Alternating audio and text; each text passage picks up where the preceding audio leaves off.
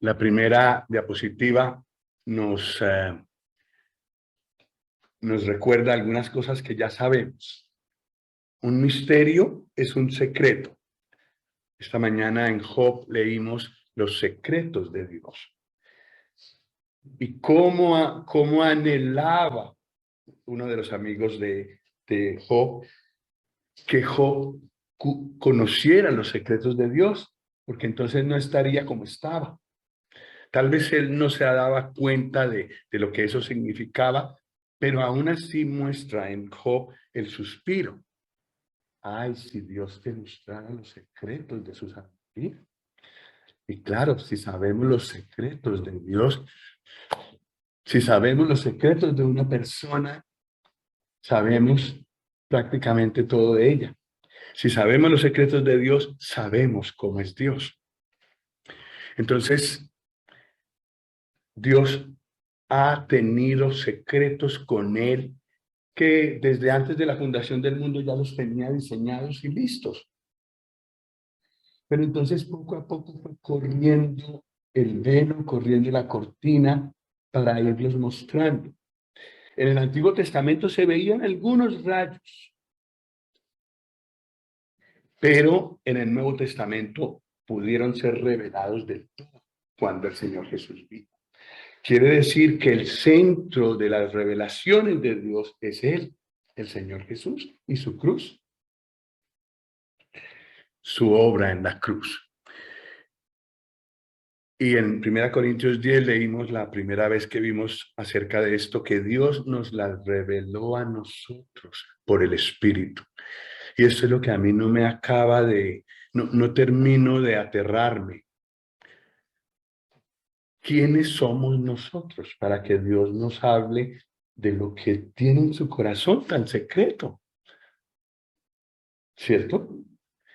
Ya con que nos hubiera perdonado y admitido en la gloria, que tuviéramos un lugar seguro en el cielo, sería más que suficiente, aunque fuera el último rincón del cielo. Pero lo que Dios ha diseñado para los que creen en el Señor Jesús, para los que le han rendido su vida, es revelarles su corazón, darles a conocer todos sus secretos. Hace falta dependencia del Espíritu Santo, es verdad, lo dice 1 Corintios 3, que es el hombre espiritual el que entiende estas cosas de Dios. El creyente carnal, como estaban los corintios, con divisiones y demás, les cuesta dificultad, menos que a los naturales, los que no tienen al Señor, pero les cuesta. Para entrar en los secretos de Dios, en los misterios de Dios, entenderlos y disfrutarlos, que es otra cosa, hace falta dependencia del Espíritu Santo, hace falta una vida rendida a Él. Bueno, pues tenemos algunos otros secretos aquí. El centro de todos los misterios de Dios es el Señor Jesucristo. Bueno, hemos visto el misterio de Cristo en Efesios 3, del 1 al 7, que judíos y gentiles pudiéramos formar parte de su iglesia. Hemos visto el misterio de la voluntad de Dios de reunir todas las cosas en Cristo, en la dispensación final. Hemos visto el misterio grande, que es la unión de Cristo y su iglesia. Es grande es este misterio, hemos leído. Hemos visto otro misterio grande, que es el misterio de la piedad. Toda la revelación del Señor Jesús, desde venir del cielo a visitarnos, morir en la cruz, ser levantado de los muertos, ser ascendido en gloria y ahora ser predicado por toda la tierra, por toda la tierra. De tal manera que conforme la tierra gira,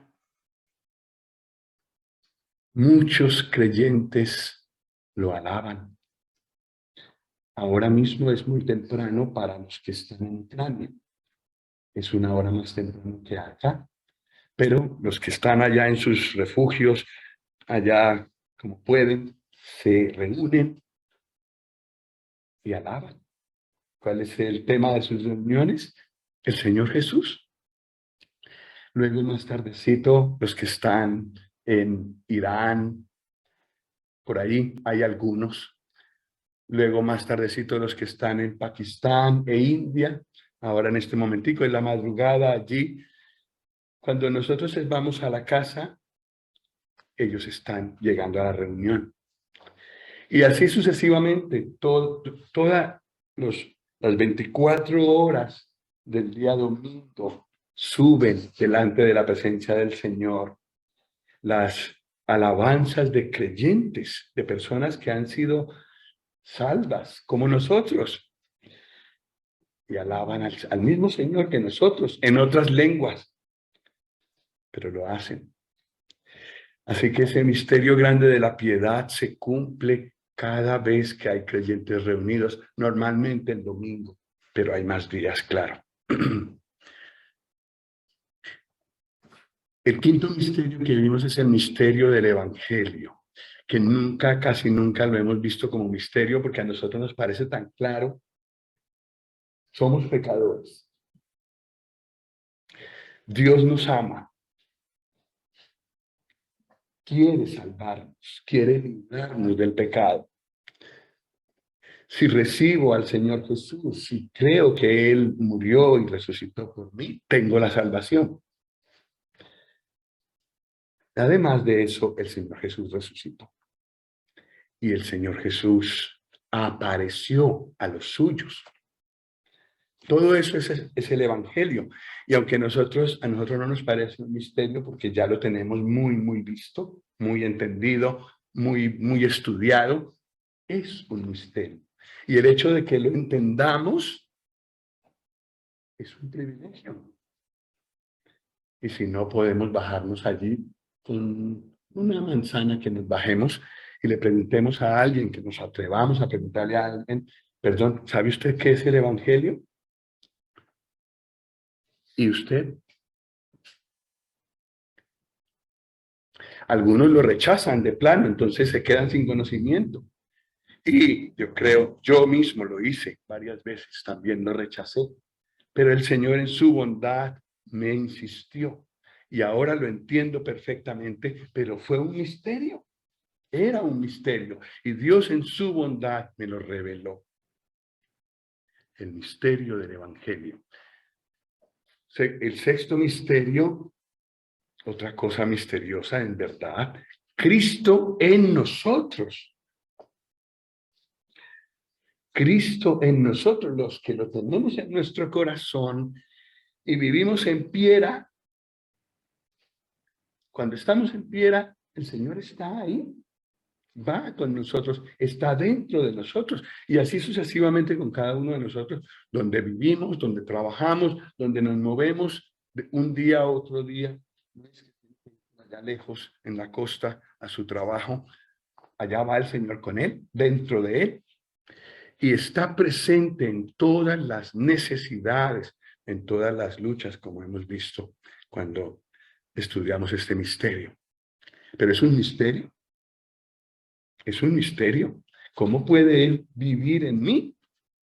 Pues sí, es lo que dice la palabra. El séptimo misterio es el misterio de la fe, el conjunto de verdades que profesamos y que tienen como centro al Señor Jesús. El octavo misterio que vimos es el misterio de las 7 estrellas y los 7 candeleros de oro, que vimos al Señor en medio de sus iglesias y dirigiéndose a los que tienen la responsabilidad de guiar a los demás en cada iglesia. Es un misterio, pues así lo nombran, así lo trata la Escritura. El Señor está tomando nota y pendiente de todos los grupos cristianos que son sus iglesias. Seguramente hay algunos grupos que no lo tienen a él como centro, no le hacen caso a él, pues no sé hasta qué punto se pueden decir que son sus iglesias. El Señor lo sabe. En todo caso, las que son, y él anda en medio de ellas. Y también toca a los que tienen la responsabilidad para que den su mensaje, para que hagan las cosas como la Biblia dice. Y el noveno misterio, el misterio del endurecimiento de Israel, es algo complejo de entender. El hecho de que Israel haya rechazado al Señor Jesús y que cada vez que un apóstol iba a un sitio, que el primero iba a donde los judíos rechazaban y entonces la puerta quedaba abierta para los gentiles. Eso es un misterio.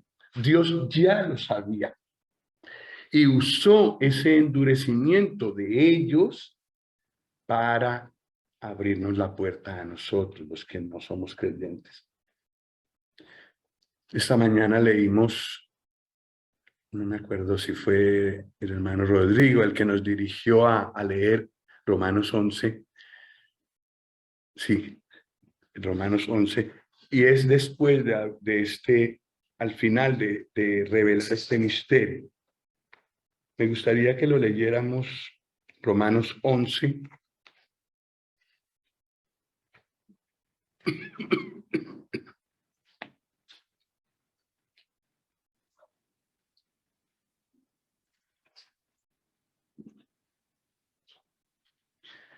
Versículo 33.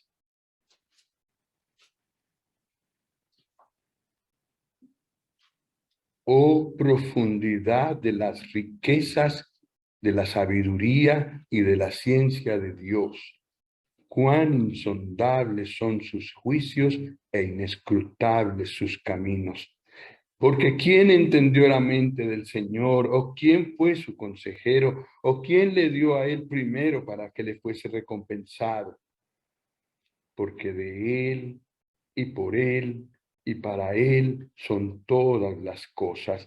A él sea la gloria por los siglos. Amén. ¿Por qué alaba el apóstol aquí? Por eso que ocurrió con Israel. Y por la manera como después de ese endurecimiento, él pudo llamarnos a nosotros y seguirnos llamando a ellos para que formemos parte del mismo cuerpo. Entonces, inclusive el endurecimiento del hombre, Dios lo usa para su gloria. Y es lo que pasó con Faraón. Se endureció. ¿Y qué pasó? Aún en el juicio que él ejecutó, él fue glorificado. Dios fue engrandecido por su poder y por su justicia.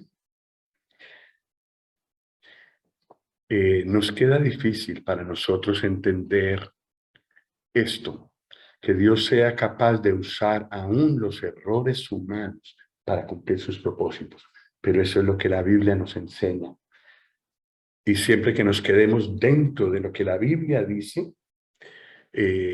para no especular y que se nos vaya la cabeza pensando y especulando, pero manteniéndonos dentro de lo que dice la Escritura, descubrimos muchas cosas de esos misterios de Dios, como por ejemplo que use un endurecimiento. Y el apóstol Pablo, las palabras que acabamos de leer son de él, un judío, a Dios por que permitió y usó el endurecimiento en parte que ha sufrido Israel. El 10º misterio en realidad es un conjunto de misterios, misterios del reino de los cielos. En Mateo 13 versículo 11.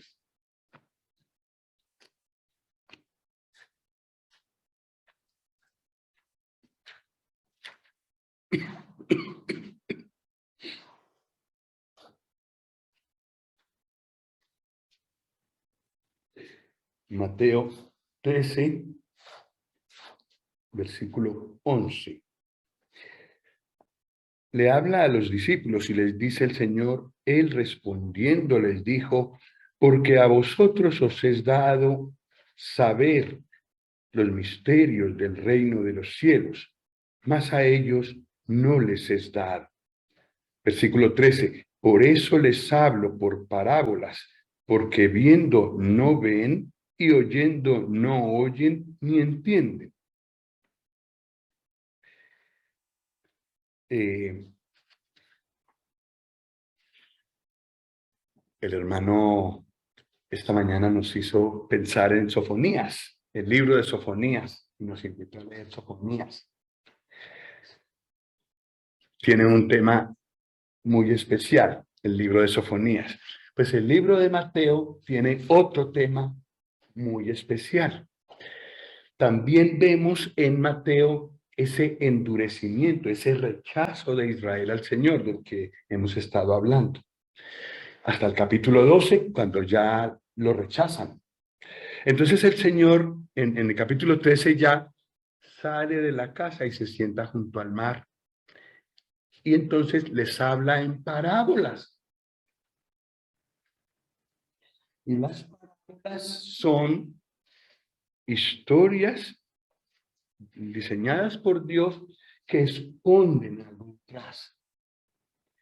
Pero el que no quiere escuchar al Señor ve solamente la palabra de Dios por fuera, digamos así, pero no la entiende. Y es a propósito que el Señor habló en parábolas debido a ese rechazo que le hicieron.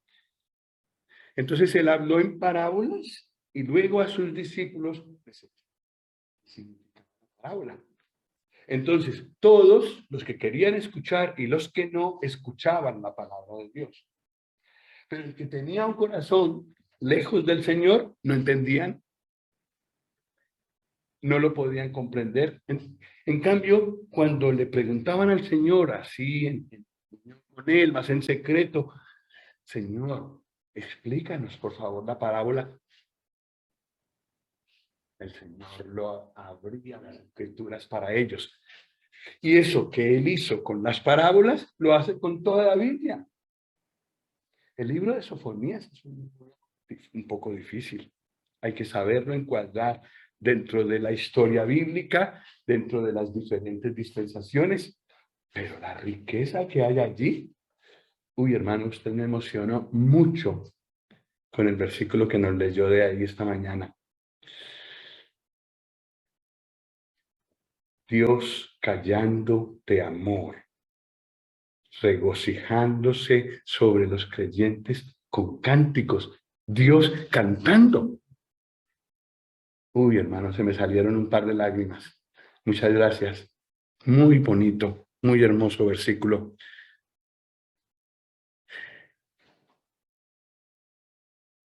Entrando y excavando en el libro de Sofonías se encuentran más tesoros que ese, aunque ese ya es hermoso, muy hermoso.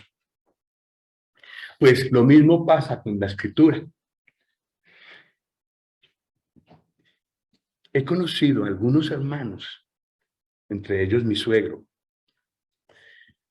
que durante muchos años estudiaron la escritura, pero no de cualquier manera, horas y horas, consultando un libro, consultando horas y horas con la escritura. Él tenía una carrera y eso le ayudó a desarrollar su capacidad intelectual. Pues la usó en ese escrutinio de la escritura y llegó a descubrir verdades tan hermosas. Yo notaba que eso lo traía mucho más cerca del Señor, lo hacía más humilde y lo hacía sobre todo, una pasión que él tenía era engrandecer al Señor Jesús delante de todos los hermanos, él mismo, su familia. Y ese legado quedó. Él murió hace 30 años, pero todavía se puede ver eso en muchas vidas.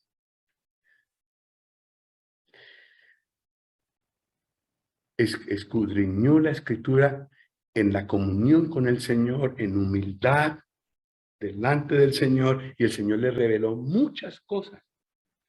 Qué lástima no haber tenido yo un cuaderno para ir apuntando todo lo que él decía, porque varias cosas me las perdí. Varias cosas que recuerdo, pero varias cosas me las perdí. Y la invitación es para todos nosotros. Todos nosotros tenemos Biblia. Y si no tenemos uno, tenemos suficiente dinero para comprar una. Desde 4 euros se puede comprar una, o inclusive más barata. O más. Y si empezáramos ahora a escudriñar las Escrituras, llegaríamos a los 80 o 90 años y todavía no la habríamos agotado.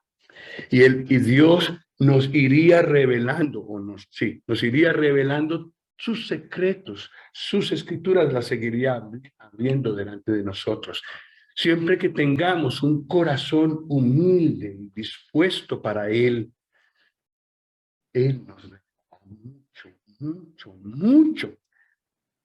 De tal manera que cuando llevemos años escudriñándola, pensemos que poco sé.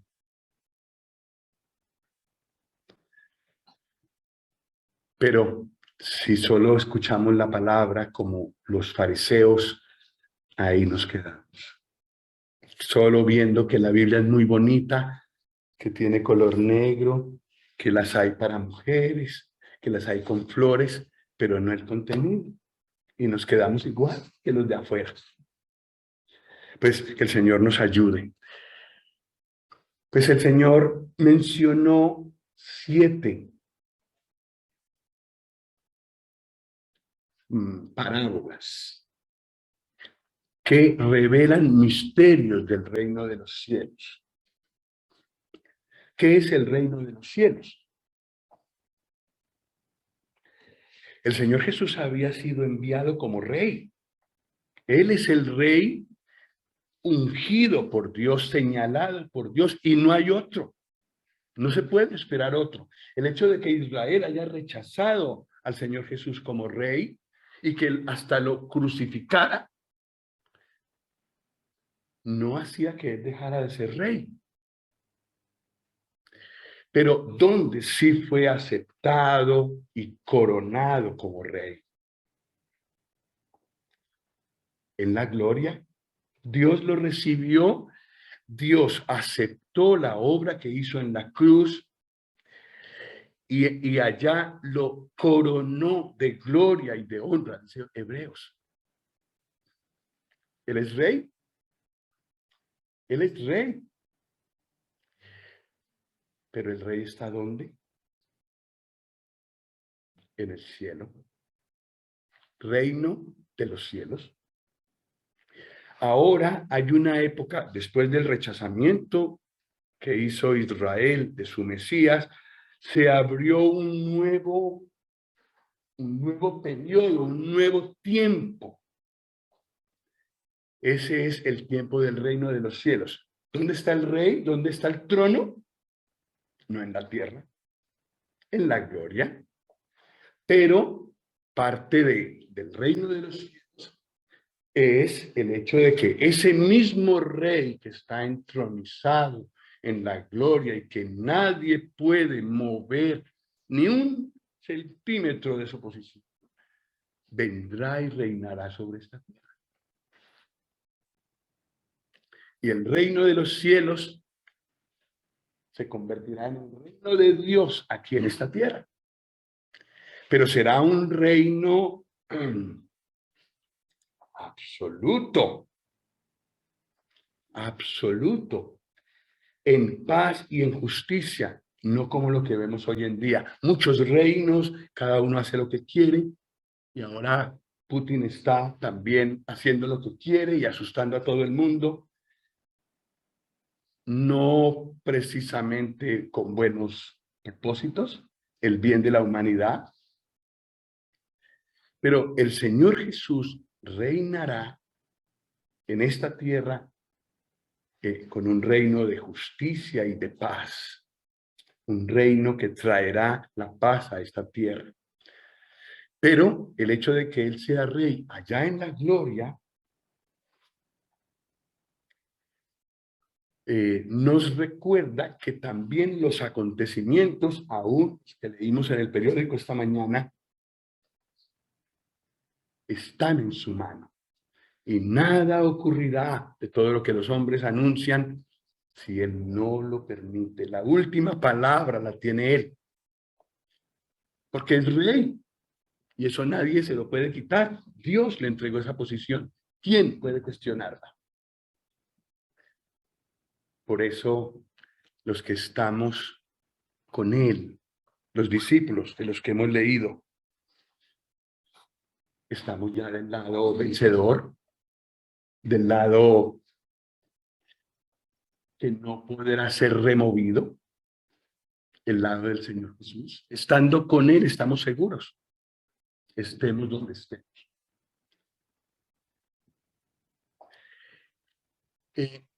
No vamos a estudiar esas 7 parábolas, porque la idea es terminar los misterios hoy, pero sí son muy conocidas. Y entonces, quizás en una ocasión posterior, el Señor nos permita estudiarlas. Pero, por ejemplo, la parábola del sembrador es conocida.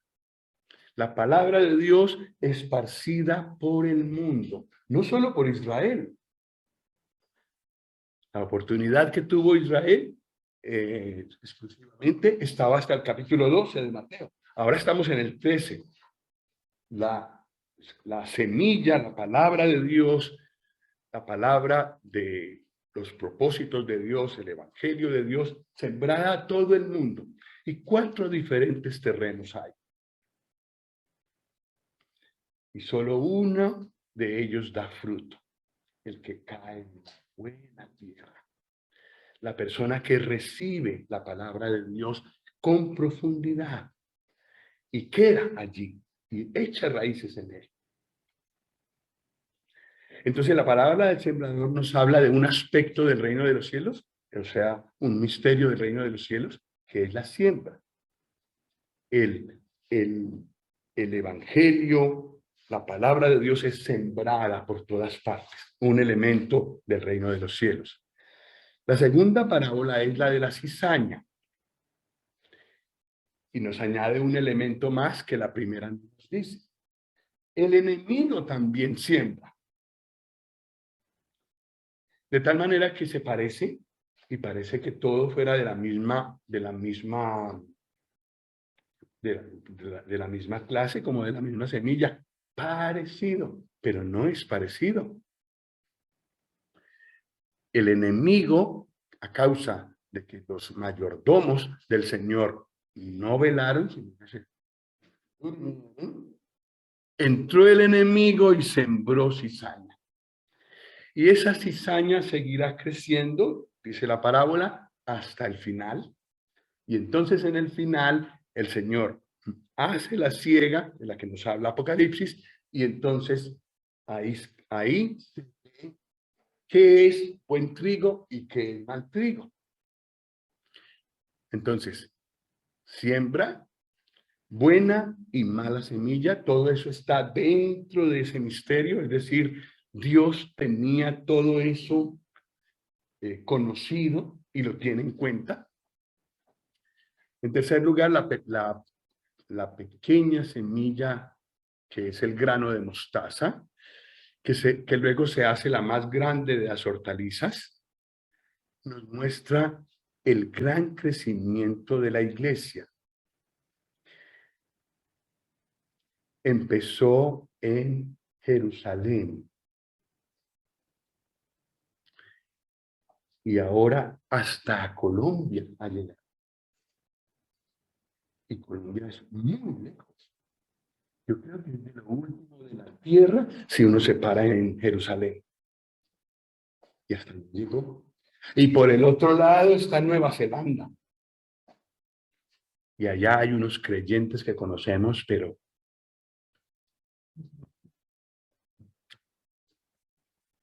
ustedes conocen una, ¿no?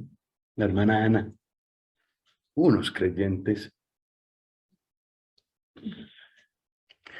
hasta lo último de la tierra. El crecimiento de la iglesia es por todas partes.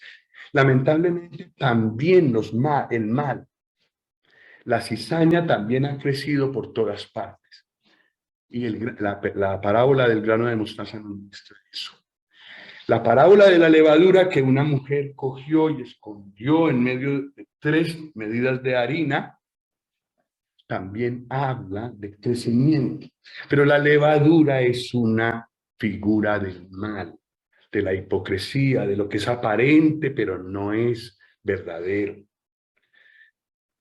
Y eso también ha crecido dentro del reino de los cielos, dentro de la esfera cristiana, digamos así. Entonces, cuando uno mira ahora cuántas cosas hay que se llaman cristianas, ese hermano Juan Manuel Vaz, que se reúne aquí en Hospitalet, ese hermano ha desenmascarado una cantidad de sectas que se llaman cristianas y ha mostrado por la escritura que está lejos de ser cristiano realmente. Sin embargo, eso sigue creciendo porque por más que él ha criticado, eso sigue. Y más bien lo demandaron, se callara. El mal sigue creciendo, llamándose cristiano. Y hay gente que se ha vuelto millonaria usando el nombre del Señor Jesús. ¡Qué abominación! Pero eso sigue creciendo. El Señor ya lo había previsto en los misterios del reino de los cielos. La levadura también crece. Pero luego vienen 2 parábolas preciosas. Vamos a leerlas. Allí en Mateo 13.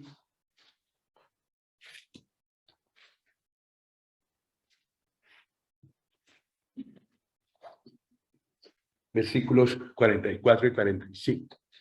Pues como son todos, leer fácilmente. Además, el reino de los cielos es semejante, dice el versículo 44, a un tesoro escondido en un campo, el cual un hombre halla y lo esconde de nuevo, y gozoso por ello va y vende todo lo que tiene y compra aquel campo. También el reino de los cielos es semejante a un mercader que busca buenas perlas, que habiendo hallado una perla preciosa, fue y vendió todo lo que tenía y la compró.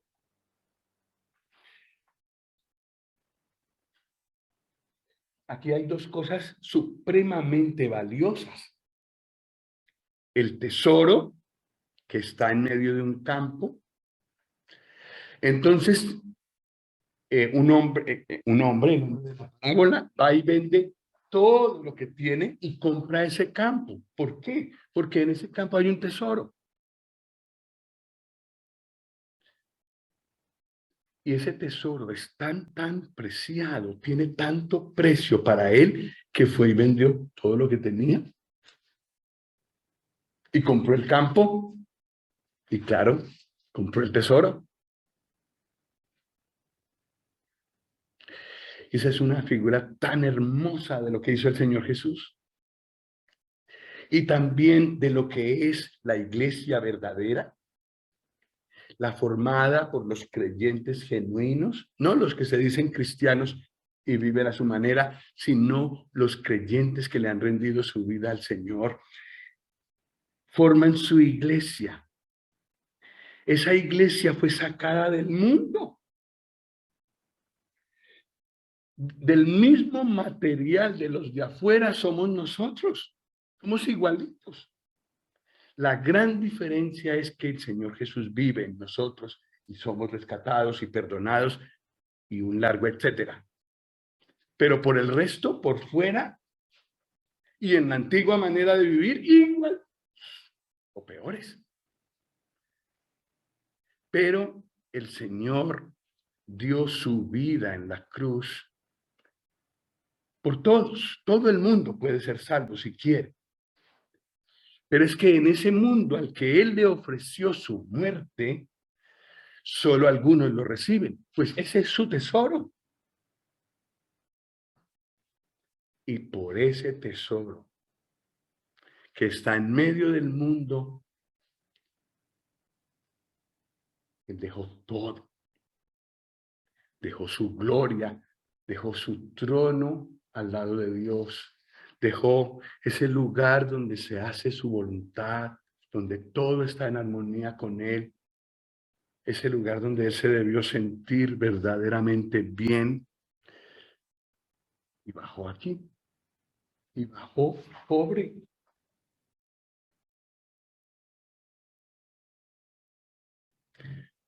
El lugar donde Él nació es muy inferior al lugar donde nosotros nacimos. Yo creo que los que nacieron en una casa, por ejemplo, mínimo nacieron en una buena cama, o en una cama a lo menos, y fueron envueltos, fueron puestos calientitos. Él nació en un comedero de animales. Se despojó de todo. Y no solamente se despojó de todo lo que tenía. Y cuando uno ya no tiene nada en el bolsillo, ¿qué más le queda para dar? La vida. Y eso dio. Lo dio todo. Se despojó de todo, como cantamos hace unas semanas, y se despojó de sí mismo. Y dio su vida en la cruz por ese tesoro. Entonces, ¿cuánto vale un creyente para él?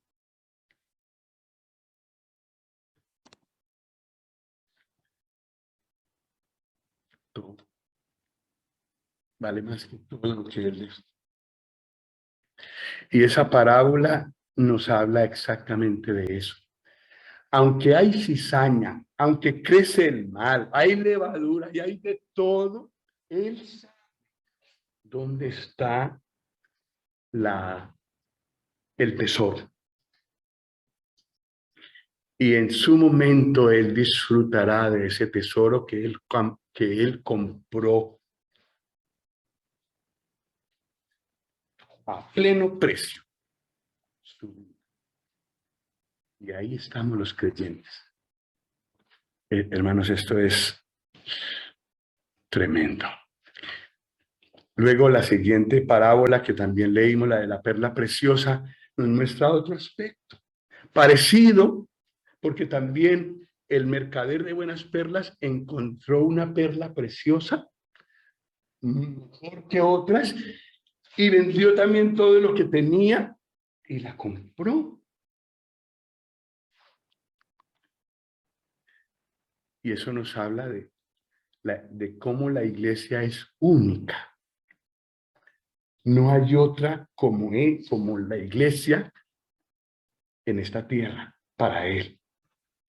Entonces, cuando él ve ahora mismo la tierra, la contempla, ve una cantidad de personas, puntos blancos en medio de la oscuridad del pecado, puntos blancos, y juntos esos puntos blancos forman un conjunto que para él es de gran precio.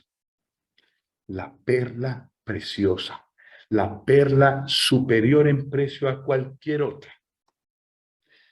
Y hermanos, a veces nosotros no nos sentimos así, no nos sentimos la flor innata de este mundo, pero eso somos en Cristo. Y esa parábola nos aclara eso.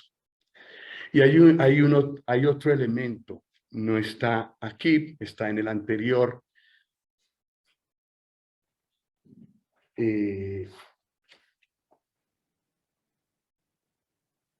Versículo 44,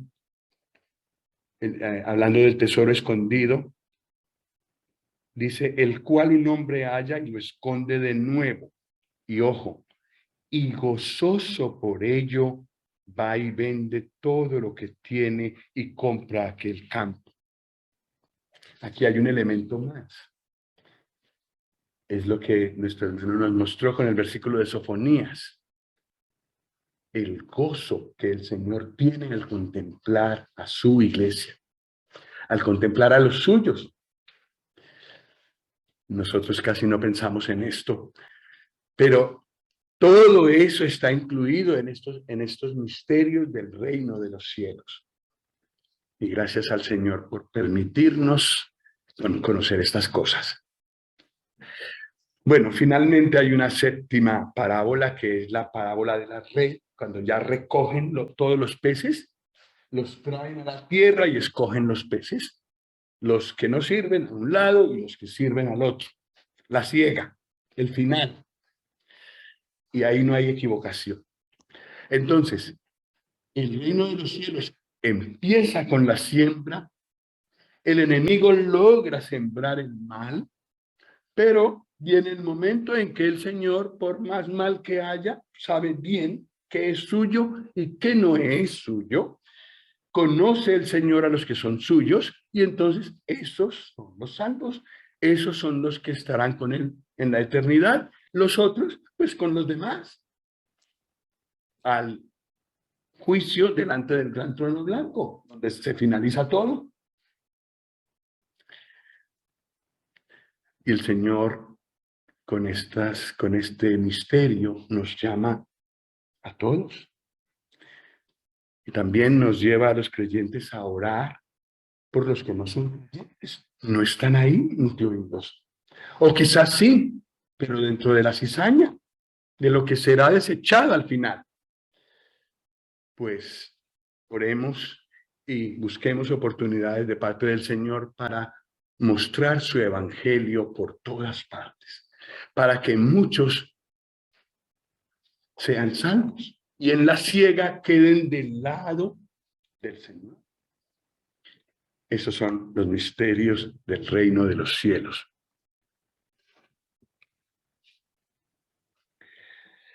Otro misterio, 1 Corintios 15, 51.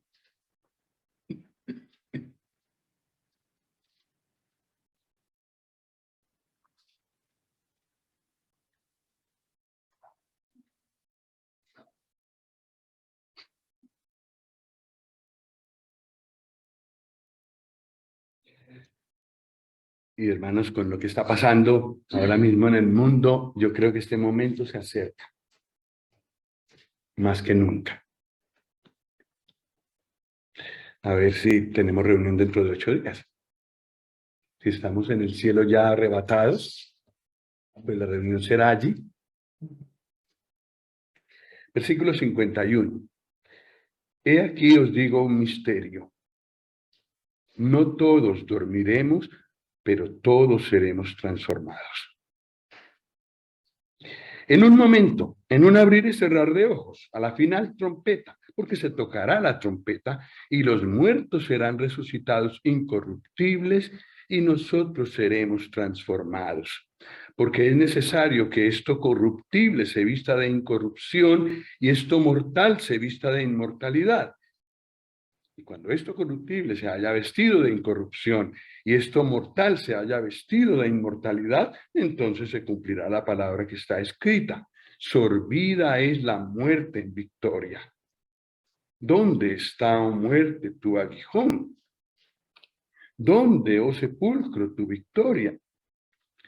Ya que el aguijón de la muerte es el pecado y el poder del pecado la ley.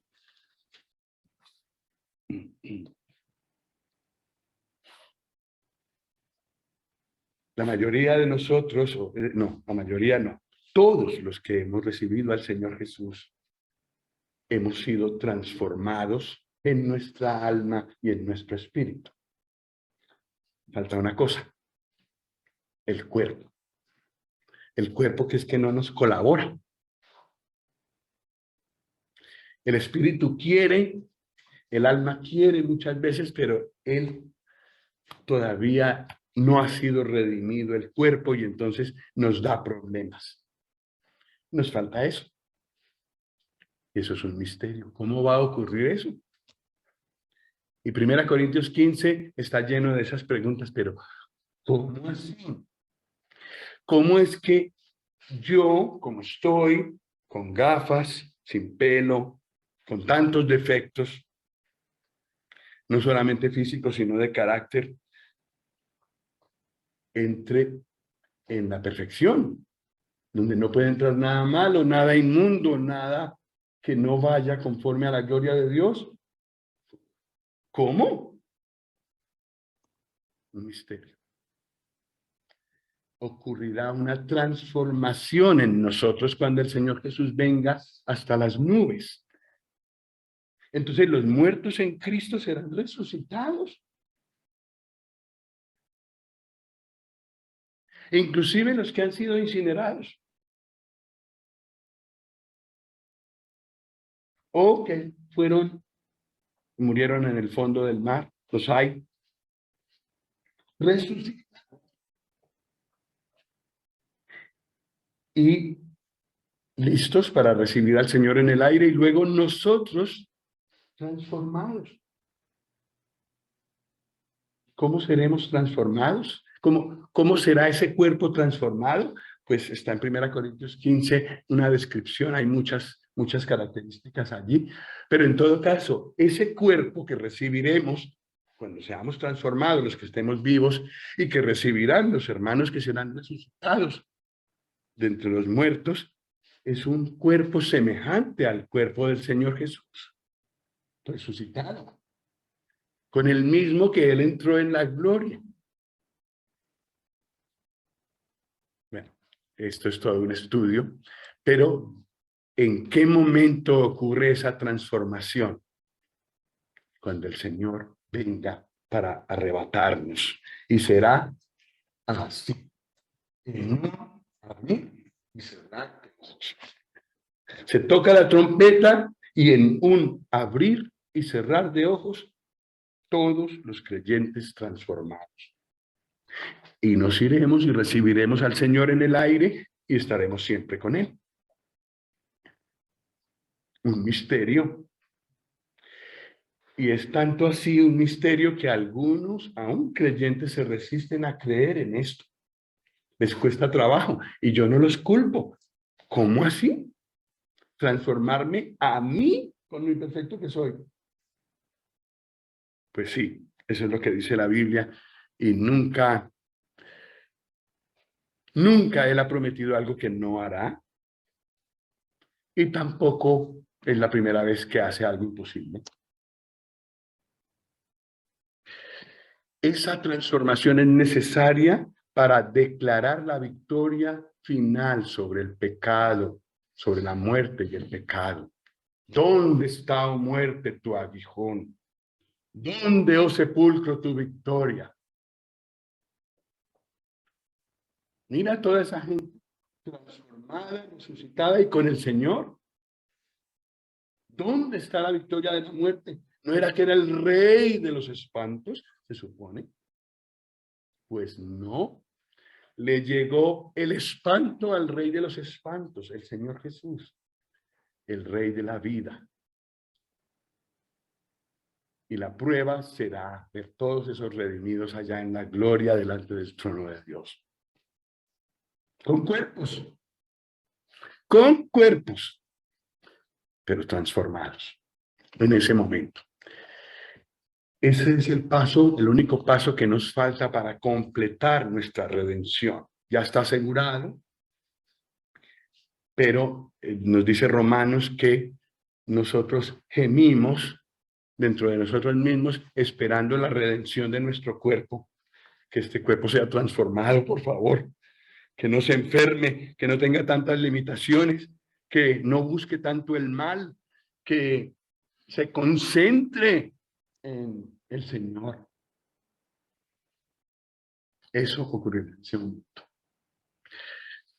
Bueno, vamos a pasar a los siguientes dos misterios que son misterios desagradables. El misterio de la iniquidad.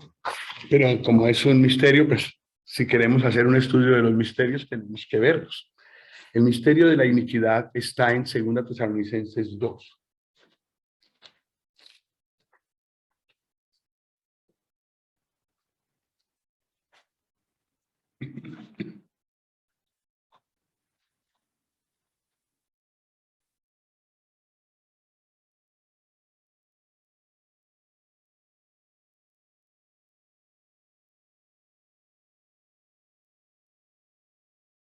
Dice el versículo 1, pero con respecto a la venida de nuestro Señor Jesucristo y nuestra reunión con Él, os rogamos, hermanos, que no os dejéis mover fácilmente de vuestro modo de pensar, ni os conturbéis, ni por espíritu, ni por palabra, ni por carta, como si fuera nuestra, en el sentido de que el día del Señor está cerca. Nadie os engañe en ninguna manera, pues no vendrá sin que antes venga la apostasía y se manifieste el hombre de pecado, el hijo de perdición, el cual se opone y se levanta contra todo lo que se llama Dios o es objeto de culto, tanto que se sienta en el templo de Dios como Dios, haciéndose pasar por Dios. Versículo 6. Y ahora vosotros sabéis lo que lo detiene, a fin de que a su debido tiempo se manifieste. Porque ya está en acción, ¿qué cosa? El misterio de la iniquidad, solo que hay quien al presente lo detiene, hasta que él a su vez sea quitado de en medio. Y entonces se manifestará aquel inicuo, a quien el Señor matará con el espíritu de su boca y destruirá con el resplandor de su venida. Inicuo cuyo advenimiento es por obra de Satanás, con gran poder y señales y prodigios mentirosos, y con todo engaño de iniquidad para los que se pierden, por cuanto no recibieron el amor de la verdad para ser salvos.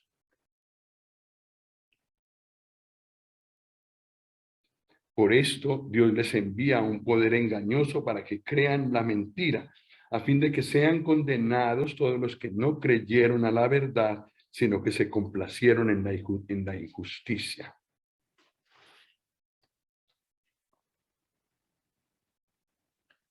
Antes de que el Señor Jesús manifieste su dominio universal en esta tierra, es necesario que venga este hombre, el inicuo, que viene por obra de Satanás.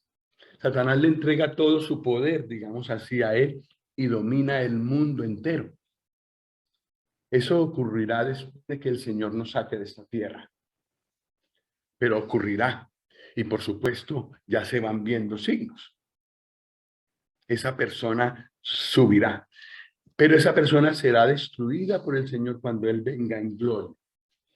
Después de habernos llevado a nosotros a la gloria, pasa al tribunal de Cristo, donde todo lo que no sirve en nuestras vidas, todo lo que no sirvió es quemado. Luego ocurren las bodas del Cordero. El Señor se casa con su iglesia y entonces viene con ella en gloria. Ahí mata a ese inicuo, que es como la personificación del mal. Digamos que ha habido hombres malos, perversos en toda la historia, pero este superará a todos, como que en él se concentrará todo. No solo por el poder que tiene en sí mismo, sino también por la ayuda sobrenatural que tiene, porque hay prodigios y señales, ¿cierto? Y hasta ahora los malos que ha habido, pues, han hecho lo que han hecho, pero con cosas que tienen, no con milagros, no ayudados con milagros.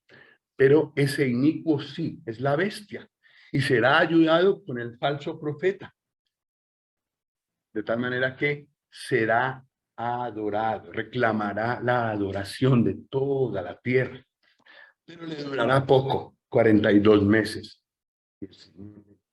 y lo destruirá con el resplandor de su venida. Entonces es anterior a la venida del Señor en gloria y después de la venida del Señor por nosotros, lo que llamamos el rapto o el arrebatamiento, pero en todo caso sí antes de su venida en gloria. Es llamado aquí la apostasía, el hombre de pecado, el hijo de perdición. O sea, la cumbre del mal, el mal humano en su máxima expresión.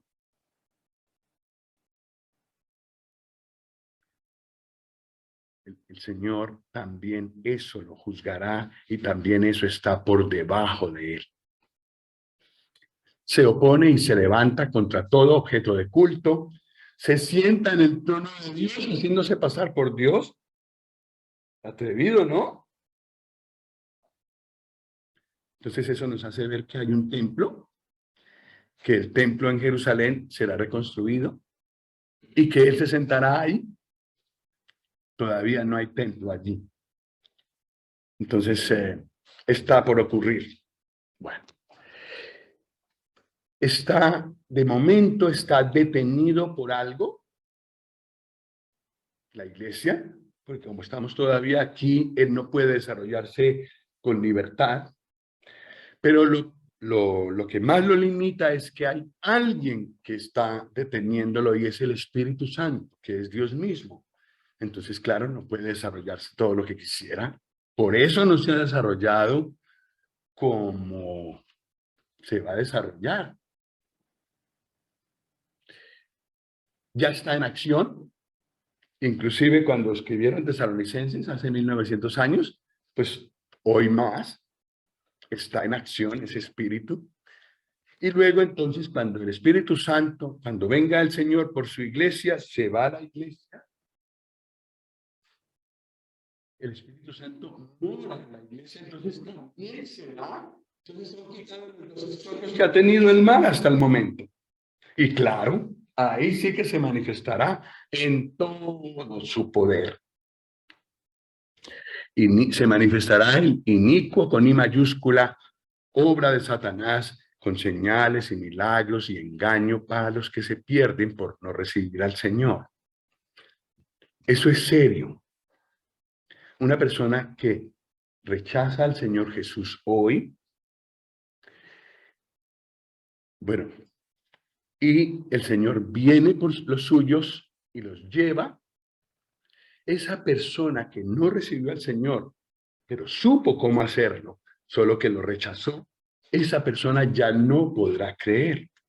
Dios se encargará de que esa persona ya no pueda creer después del arrebatamiento. Habrá creyentes, pero no los que han escuchado antes.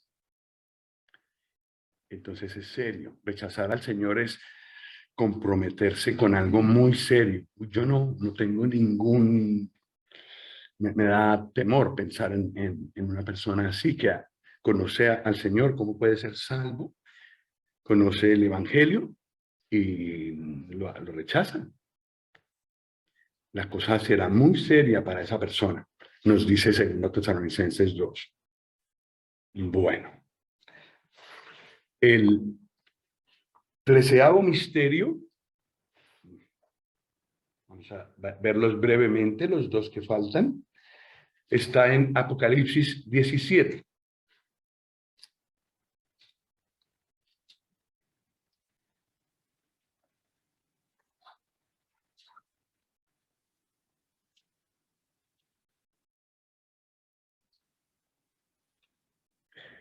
Voy a leer sobre el versículo 5.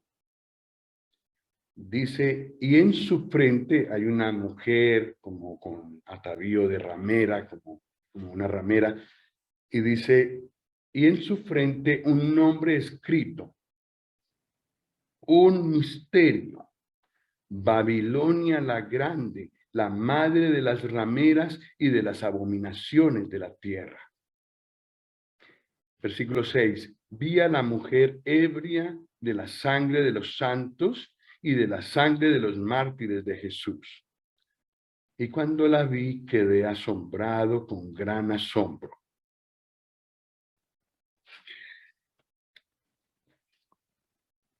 Esa mujer no tiene el poder de la bestia, no es política, digamos así, pero sí tuvo que ver con la muerte de muchos creyentes. Entonces muchos ven en esa Babilonia la Grande la iglesia falsa, la iglesia que se llama cristiana, pero que en realidad está formada por personas que no son creyentes, que no han recibido al Señor de corazón, que no han nacido de nuevo, que no son creyentes. Se dicen que son cristianos, pero no ha habido transformación en sus vidas. Entonces pertenecen a esa iglesia falsa. Y esa iglesia falsa, formada por todos los grupos cristianos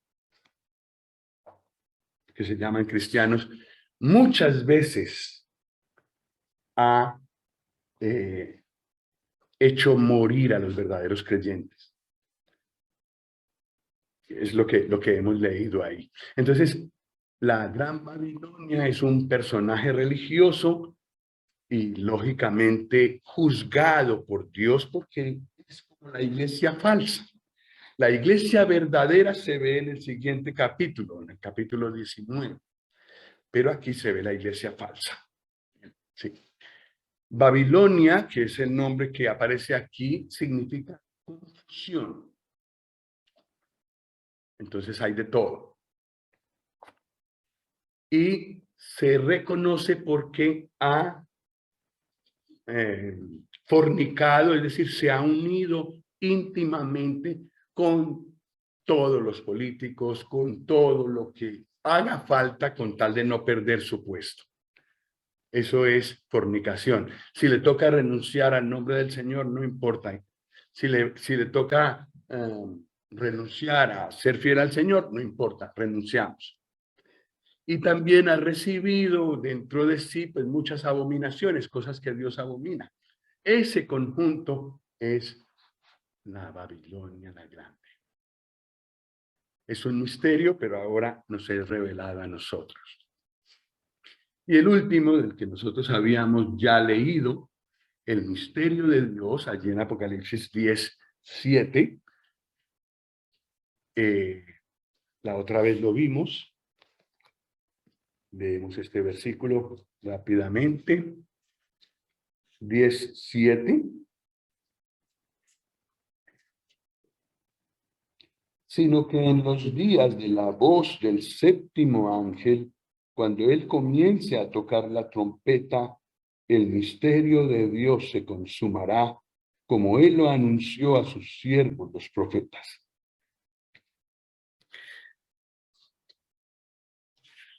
Cuando el ángel toca la séptima trompeta, que es lo que dice ahí, lo que vienen son 7 juicios postreros.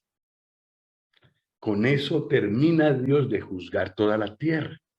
Y entonces viene el reino del Señor Jesús.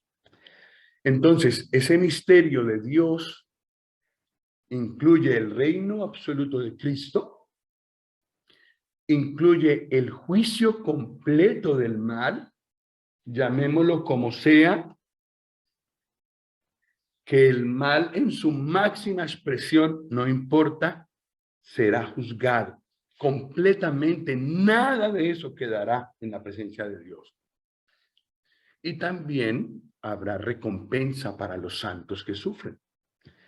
Este misterio de Dios está muy relacionado con el misterio de su voluntad que nosotros vimos en Efesios 1.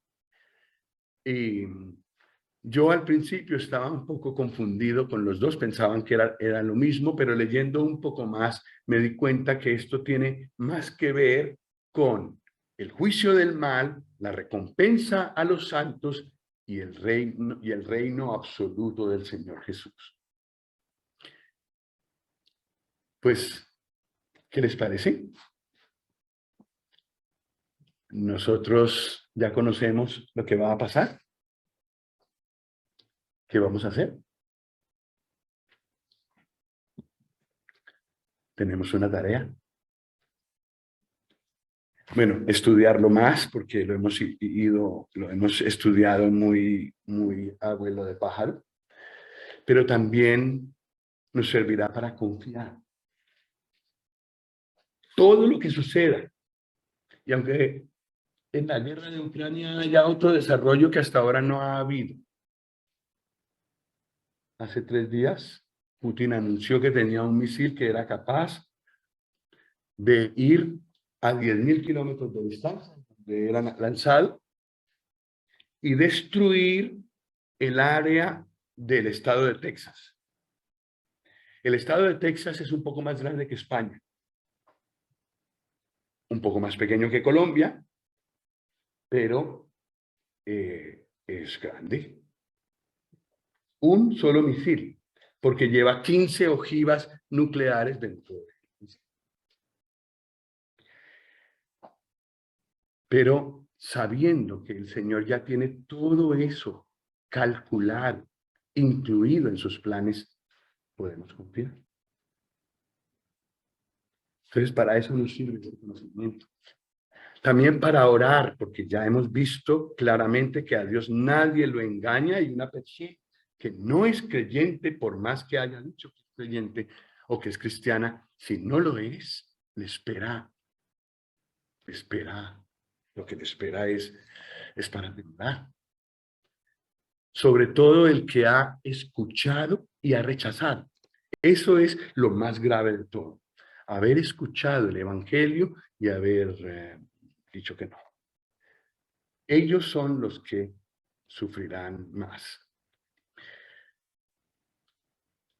Pues que el Señor nos ayude también para ajustar nuestras vidas a ese objetivo que Dios tiene.